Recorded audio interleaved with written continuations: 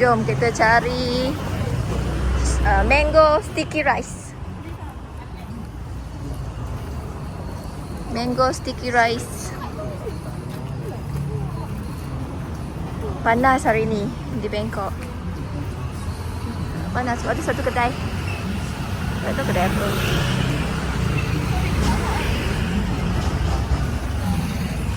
Jom kita cari mango sticky rice. Ada durian. Ada durian lah. Besar durian dia.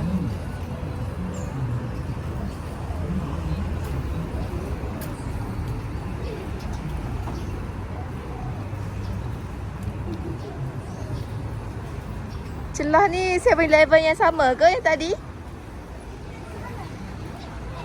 Wah, ada ATM machine lah. Sebelah 7E ada ATM machine. Kalau jenis hijau macam ni berapa? Surcharge fee. Kalau warna biru, surcharge fee dia 270 baht. 220 baht. Tak tahu lah berapa surcharge dia. Ada Dino Cafe. Halal ke? Halal. Halal food. Dino Cafe halal.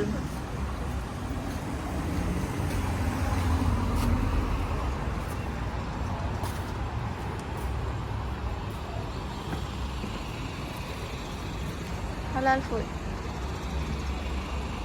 Mami lepak kat luar lah. Penatan. Penat di kapal semalam. Rumah dia.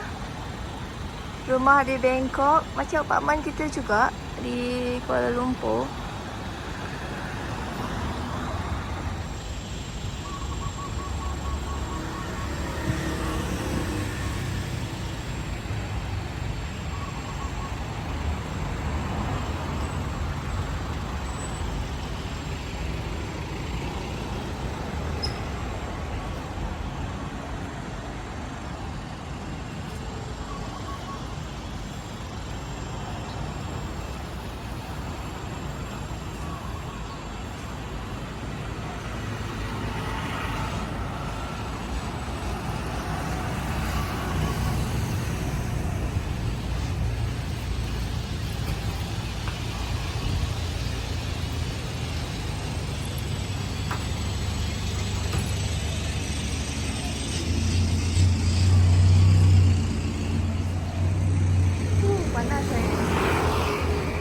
Panas sangat. Ada laundry.